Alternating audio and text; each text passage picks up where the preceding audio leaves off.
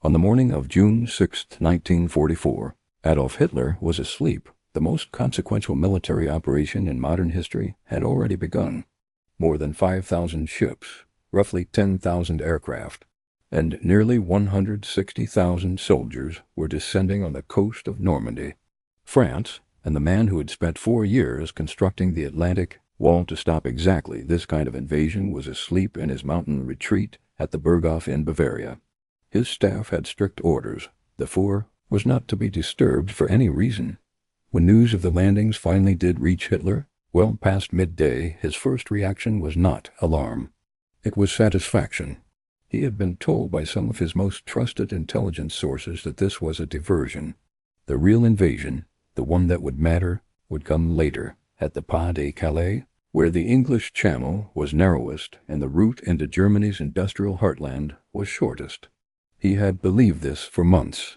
He believed it so thoroughly that even as Allied soldiers were bleeding and dying on Omaha and Utah and Gold and Sword and Juno, he refused to release his reserve panzer divisions to reinforce the defenders at Normandy.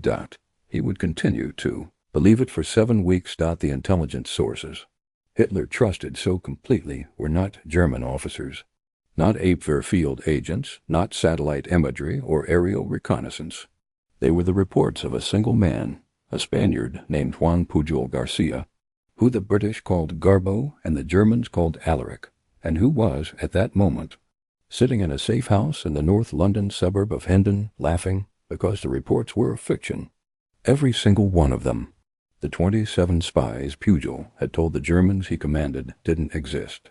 The sources, the informants, the army divisions he had described massing in the southeast of England, poised to strike at Calais. All of it had come from a man who had never been trained as a spy, never fired a shot in anger, and who had started the war as a failed chicken farmer and a hotel manager. In Madrid was nothing to offer but an overactive imagination and an unshakable sense of moral purpose. This is the story of how he did it.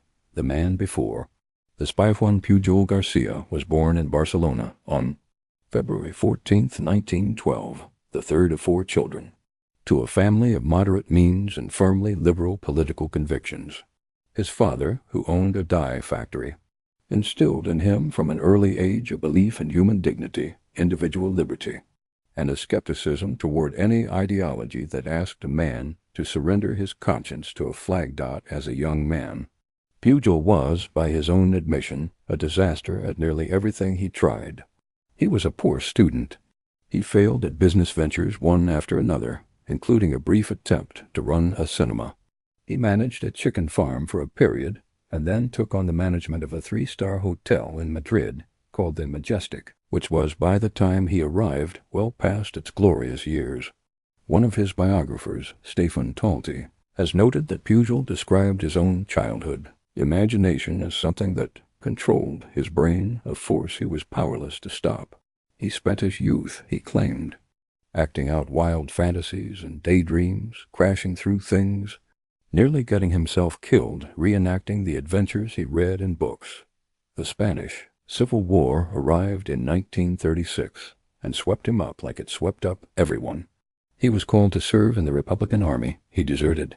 He hid in the home of his girlfriend's parents, was arrested, and eventually managed to attach himself to a nationalist signals unit. Then, when he expressed sympathy for the monarchy, his nationalist colonel had him beaten and imprisoned. He served both sides of a brutal conflict and somehow managed, as he himself put it with no small amount of pride, to serve without firing a single bullet for either. Both sides repelled him equally. What he emerged with was something rarer and more useful than military experience, a bone-deep hatred of totalitarianism in all its forms, left or right, and a clear-eyed understanding of how both fascism and communism destroyed everything they touched. By 1939, the Civil War was over. Franco had won. Pujol married a woman named Araceli Gonzalez, and the two of them settled in Madrid, trying to build a life in a battered country. And then, in September of that year, Germany invaded Poland, and the world caught fire. Pujol watched what was happening and made a decision. He was going to do something about it. Not as a soldier, he had already established to his own satisfaction that he was not built for that. But in another way, as he described it himself, he wanted to make a contribution, in his words, for the good of humanity. He had only one weapon worth offering, the brain that had plagued him since childhood, the imagination that controlled him. He was going to put it to work. 3 rejections and a plan. In January 1941, Juan Pujol García walked into the British embassy in Madrid and offered to spy for them against Germany. He was turned away. He came back a second time. He was turned away again. He came back a third time. The British showed no interest whatsoever in an untrained, unemployed Spaniard with no connections, no credentials, and no English, who was living in a fascist-controlled country riddled with German agents. A chicken farmer and a hotel manager with an active imagination was not exactly what MI6 was looking for. As one account puts it, Pujol had about as much chance of being recruited by British intelligence as a random person off the street has of making the Olympic team.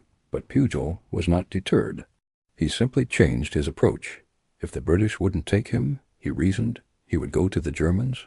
He would get the Germans to trust him as a spy, and then he would take that trust back to the British and offer himself as a double agent. He would build his own resume from scratch with his own hands, on no authority but his own. He went to the German embassy in Madrid. He posed as a fanatically pro-Nazi Spanish government official, a man who believed in the Fuhrer's vision for Europe and wanted to do his part. He spoke with an Abwehr handler named Friedrich Napreti, codenamed Federico, who was apparently sufficiently impressed by Pujol's performance that he agreed to recruit him. Pujol received basic training in espionage techniques, a bottle of invisible ink, a code book, and 600 British pounds for expenses. He was given the coding name Alaric, and his network of agents would be called Arabelle, a name Pujol chose, apparently as a tribute to his wife, shortening her name Araceli Bella. The Germans sent him to England to recruit spies and gather intelligence. He did not go to England. He went to Lisbon, the greatest spy who was never where he claimed to be. The spring of 1941, Juan Pujol García settled himself into a hotel room in Lisbon and began writing fiction. He did not have the funds to get to England, and he was genuinely afraid that if he arrived without already having a functioning spy network, his cover would unravel.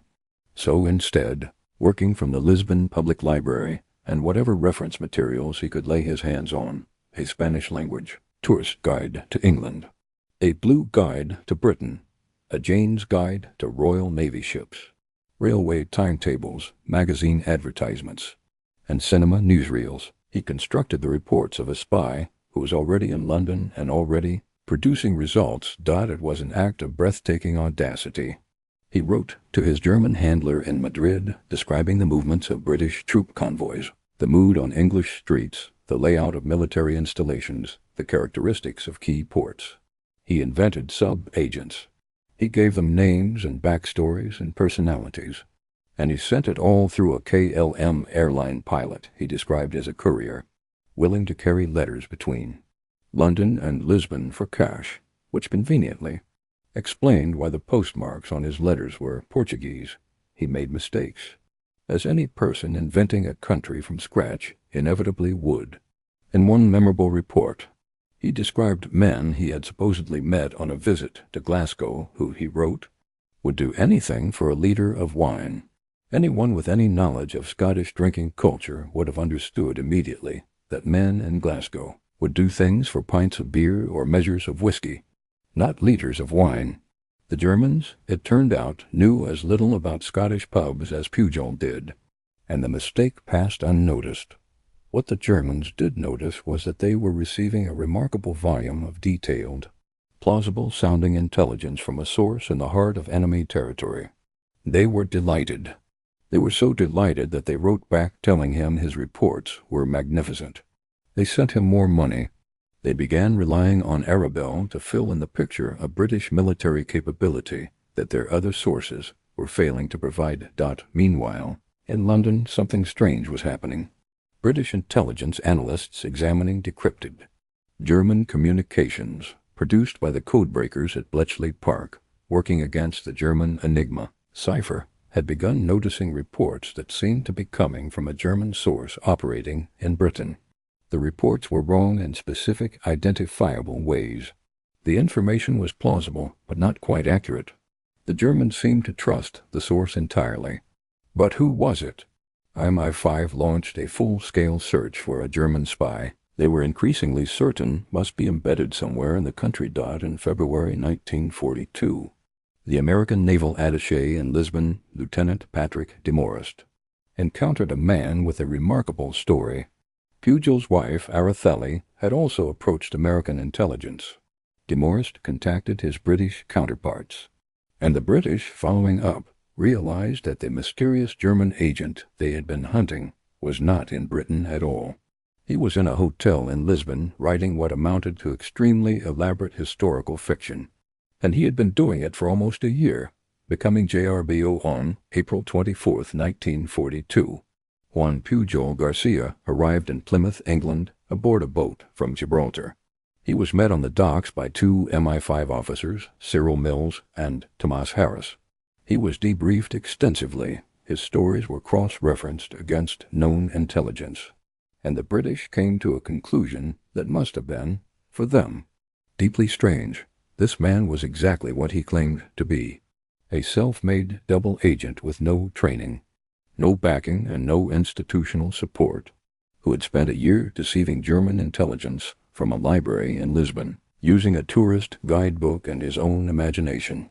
Mills suggested that his codey name should be changed. The original designation, which British officials had somewhat unkindly dubbed Bovril, after the beef extract, to prevent, as the joke went, that sinking feeling, needed to reflect the scale of what they were dealing with. Pujol was renamed GARBO. The reference was to Greta Garbo, the Swedish actress considered by many to be the greatest performer of her generation. The implication was direct. This was the best actor they had ever encountered. The British installed Pujol in a modest two-story house at 35 Crespigny Road in Hendon, North London. The house served as both his home and his operational headquarters. His case officer was Thomas Harris, who was half Spanish and could work with Pujol directly. Harris was, by all accounts, himself a remarkable man, an art dealer by background, a British intelligence officer by wartime circumstance, and someone who understood instinctively how to structure the kind of elaborate creative enterprise that running GARBO required. The two men formed a partnership that Christopher Andrew, in the official history of MI5, described as one of the most creative and successful agent and case officer pairings in the service's history. Together, they sat down and built a world, the ghost army of spies. By 1944. Juan Pujol García and Thomas Harris had invented 27 individual human beings. Each one was given a full biography, a consistent personality, a set of relationships, a life that could be referenced in reports and woven into the ongoing narrative of the Arabelle network that the Germans had come to depend on. There was a Venezuelan national living in Glasgow, a man of independent means who provided observations on naval movements along the River Clyde. There was an indiscreet American sergeant who let slip useful information at the wrong moments. There was a Welsh nationalist described as a thoroughly disagreeable character who worked purely for money, who led a group of pro-German sympathizers in Swansea under the name the Brothers of the Aryan World Order. There was a Swiss businessman in Bootle who reported with rich, comic detail on what Pujol described as the drunken orgies and slack morals of Liverpool's entertainment districts. There was an Indian poet in Brighton. There was a mistress who worked as a secretary in the War Cabinet and gathered pillow talk from army officers. None of these people existed, but they were managed with extraordinary care. When one sub-agent became inconvenient or risked exposure, Pujol killed him off. An obituary would be placed in an actual British newspaper. The Germans would receive condolences from GARBO on the loss of such a dedicated operative. Then, within a matter of weeks, the dead agent's widow would agree to continue his work, and a new fictional person would join the network. The Germans sent condolences. They also, on at least one occasion, sent a pension. The correspondence itself was a logistical achievement of the first order. Between Pujol and Harris, they produced 315 letters averaging roughly 2,000 words each, all written in the voice of a verbose, fanatical Nazi loyalist desperate to serve the Fuhrer's New World Order. The letters were addressed to a post office box in Lisbon and concealed secret writing. They were supplemented, from August 1943 onwards, by radio transmissions, which Pujol explained to the Germans had become possible thanks to a radio mechanic sub-agent who had conveniently offered his services. This switch to radio was enormously useful for British intelligence for reasons that went beyond simple speed of communication. Because GARBO's messages were received in Madrid, manually decrypted, and then re-encrypted with a German Enigma machine before being retransmitted to Berlin. The codebreakers at Bletchley Park, who had both the original text and the Enigma encoded version, gained invaluable material for attacking the German cipher system. The Germans paid, in today's equivalent, approximately $1 million to maintain the Arabelle network. They rated GARBO, their code name for the source, as their single best intelligence asset in Britain. They had so much confidence in the information coming through his network that they made no further attempts to infiltrate additional agents into the United Kingdom. The volume of material alone seemed to guarantee its authenticity. As author Stefan Tolte observed, the Germans reasoned that no one could possibly fabricate so much information and so many distinct human characters, and even if they doubted him, losing GARBO would mean losing not one agent, but an entire network. Me5 had a more practical way of describing the technique. They called the blend of true, delayed, and false information that they fed through GARBO chicken feed. Just enough genuine material to maintain credibility, just misleading enough to serve Allied purposes. It was a diet carefully calibrated over 2 years to build trust for one specific purpose. The moment when that trust would be cashed in, that moment was coming. Operation Fortitude. Building the lie at scale. By late 1943, the Allies were deep in the planning of the most consequential military operation in European history.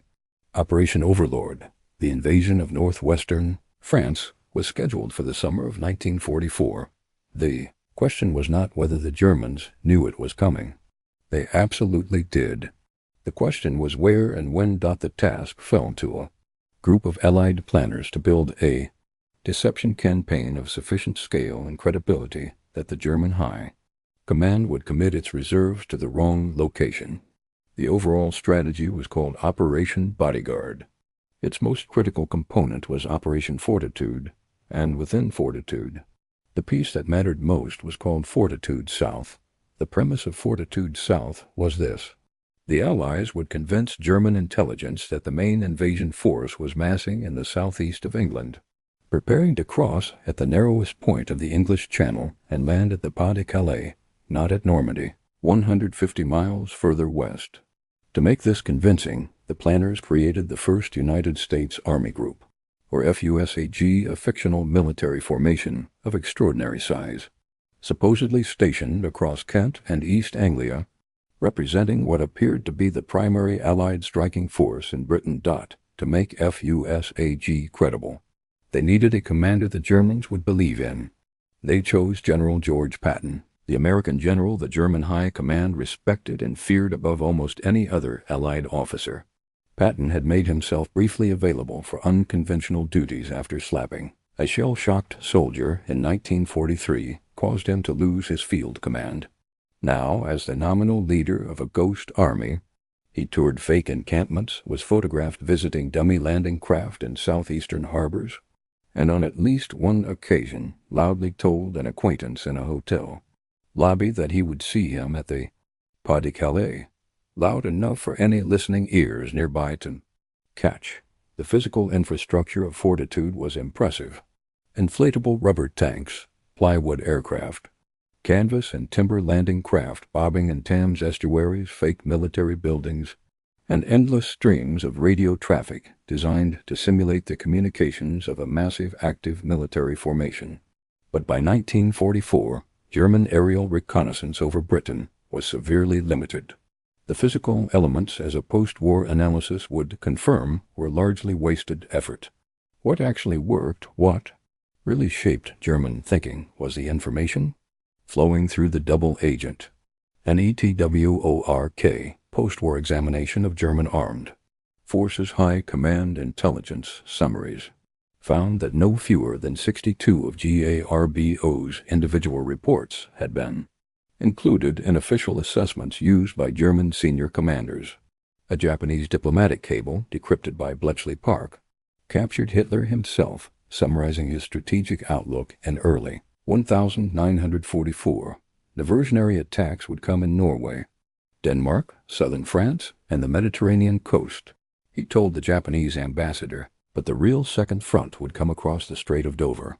Garbo had delivered that conclusion so consistently, and with such apparent depth of sourcing, that it had become the bedrock assumption of German strategic planning. All that remained was to manage the moment when reality arrived, the night before D-Day, and the message that changed everything in the weeks before June 6, 1944. Pujol and Harris transmitted at a pace that bordered on the extraordinary. Over 500 radio messages were sent between January 1944 and D-Day, sometimes more than 20 in a single day. Each one added texture to the picture being painted in Berlin, a massive force under Patton, massing in the southeast, preparing to strike at Calais. The question the Allies faced was one of excruciating delicacy. GARBO's credibility rested on the Germans trusting his network. If he failed to warn them about Normandy at all, if the invasion came as a complete surprise with no word from their best source, the Germans might realize after the fact that Garbo had been blind, or worse, that he had been working against them. His usefulness for the post-invasion deception, which was itself critical, would collapse. The solution was a piece of tactical brilliance. Garbo would warn the Germans about the Normandy invasion, but he would do so in a way that arrived too late for them to act on it, while simultaneously making him appear more reliable than ever. Arrangements were made with the German radio operators in Madrid to keep their channel open through the night of June 5th and 6th, with the cover story that a key sub-agent was about to arrive with urgent information. At 3 in the morning on June 6th, Pujol began transmitting. The German radio operators were not there. The Madrid station was simply off the air, closed down from 11:30 in the evening until 8 in the morning. Pujol transmitted into silence. By the time the Germans came back on the air, the seaborne invasion was already underway. The landings had been going for hours. The tactical window had closed. When the Germans finally received Garbo's message, it confirmed in careful detail what his agents had supposedly discovered. Allied forces were heading for Normandy. The information was accurate. It was also 5 hours too late to be useful, and Pujol, furious at German negligence, genuinely outraged that his operators hadn't been in place, radioed back a scorching rebuke. He could not accept excuses or negligence, he told them. Were it not for his ideals, he said, he would abandon the whole enterprise. The Germans apologized. They thanked him, and they accepted his next message with complete, unquestioning trust. That message, sent 3 days after the landing, when Allied soldiers were still fighting and dying to hold the beachheads, was the one that sealed the outcome of the Battle of Normandy. Garbo reported that based on the analysis of his agents, the operation in Normandy was a diversionary maneuver designed to draw German reserves away from the real target. The main strike, when it came, would be across the Strait of Dover against the Pas de Calais. Army Group Patton was still massing in southeastern England. The disposition of the Allied forces in Britain made this clear. Normandy was the fate. Germany's Wehrmacht Supreme Headquarters received this intelligence and acted on it. Field Marshal Gerd von Rundstedt, who commanded German forces in the west, refused Rommel's requests to release the armored reserves to Normandy. 2 panzer divisions and 19 infantry divisions of Germany's 15th Army sat in the Pas de Calais through June, through July, into August, waiting for an invasion that would never come. The Allies had hoped that Fortitude might buy them 2 weeks. It bought them 7. Those 7 weeks were the margin by which the Allied beachhead at Normandy became unassailable. In the critical first days, when the German armored reserves could still have reached the beaches in time to potentially push the Allies back into the sea, they did not move. They waited for Patton. Patton was not coming. There was no army behind him. There was only a chicken farmer from Barcelona sitting in a house in Hendon, writing letters that didn't exist to people who didn't exist, feeding a lie that saved the liberation of Europe. What Hitler rewarded him for on July 29, 1944. A message arrived by radio at Pujol's safe house in Hendon. The German High Command informed GARBO, their prize intelligence asset in Britain, that the Fuhrer himself had personally authorized a decoration. Juan Pujol García was to be awarded the Iron Cross, second class. It was an honor typically reserved for soldiers who had fought at the front. Hitler had approved it himself. Pujol received the news with a reaction described as something between amusement and disbelief. A few months later, in November 1944, he received a very different honor. King George VI awarded him the Member of the Order of the British Empire, the MBE, in a secret ceremony that could not yet be made public. He remains, to this day, the only person known to have received military honors from both sides of the same war. Both sides believed he had served them loyally. Only one side was correct. British intelligence's official history of the Normandy campaign assessed that had the German armored reserves been released and reached Normandy in the critical first days, they would have had a serious, potentially decisive impact on the outcome of the landings. The panzer divisions that waited in Calais through June and July were not idle inconveniences. They were the force that, if it had moved, might have changed everything. Pujol himself, when he visited the Normandy beaches decades later for the 40th anniversary of D-Day, walked among the graves of the men who had died on those beaches. Veterans queued to thank him. He stood at the memorial and reportedly wept. He said, quietly, "I didn't do enough." The man who died twice the war ended in May 1945, Juan Pujol García had spent 3 years in a safe house in Hendon, building and running the most successful deception network in intelligence history without a single day of formal training. He left Britain on a flying boat bound for the United States, accompanied by his handler, Tommy Harris, and then sailed home. MI5 gave him £15,000, a significant sum, as compensation and thanks. What came next was harder than what had come before. The spy business offers very little in the way of transferable skills when the war is over and the enemy knows your cover name. Pujol and his first wife, Araceli, had struggled throughout the war. She had at one particularly dangerous point threatened to go to the Spanish embassy and expose the whole operation.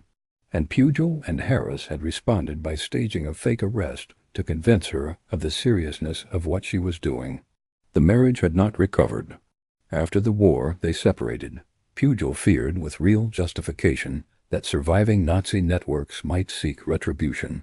He made a decision in 1948. He called Tommy Harris and told him to tell everyone that Juan Pujol García had died of malaria in Angola. Harris complied. A year later, the British ambassador officially informed the Spanish government that the man was dead. The news reached his children in Spain.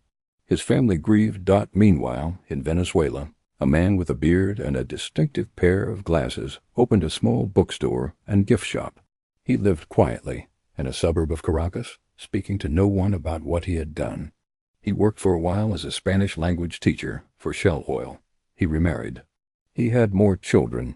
He watched the world go about its business without him. He stayed dead for 35 years. In 1971.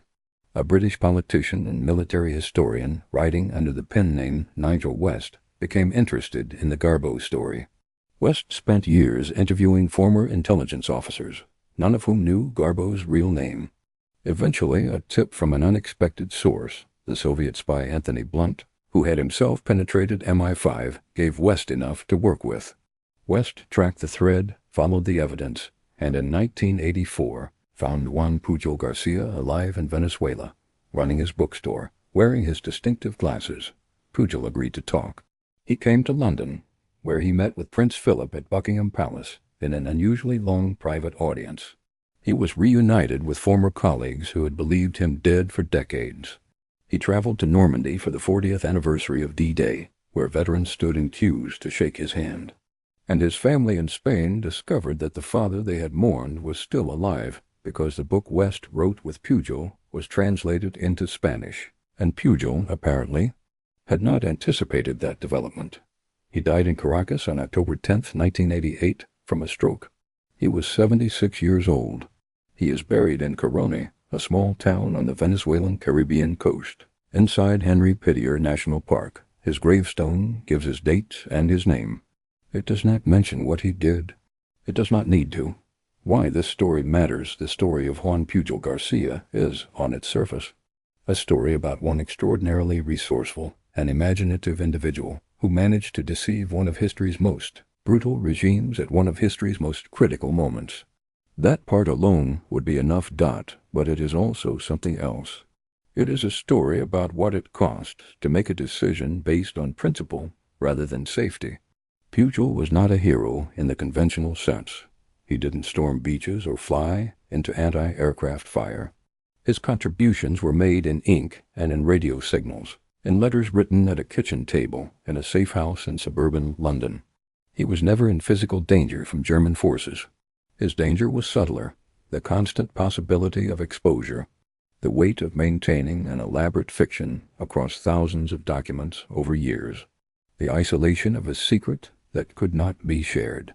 He chose to do it for no money, initially. He chose to do it 3 times after being turned down. He chose to do it because he believed, in a specific and concrete way, that what was happening in Europe was wrong, and that he had something, one thing, this strange and ungovernable imagination, that could be used against it. The official history of British intelligence in the Second World War calls the work of GARBO C. and his case officer, Thomas Harris, the most inventive and significant disinformation operation of the entire conflict.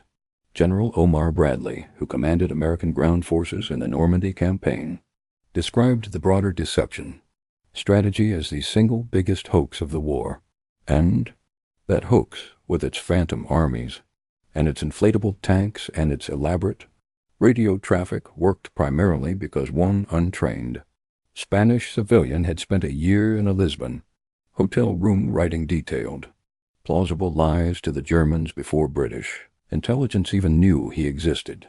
There is a specific kind of courage that does not look like courage. It does not involve charging toward gunfire. It involves patience and consistency, and the willingness to spend years on a task without acknowledgement, without recognition, without the knowledge of whether any of it is working.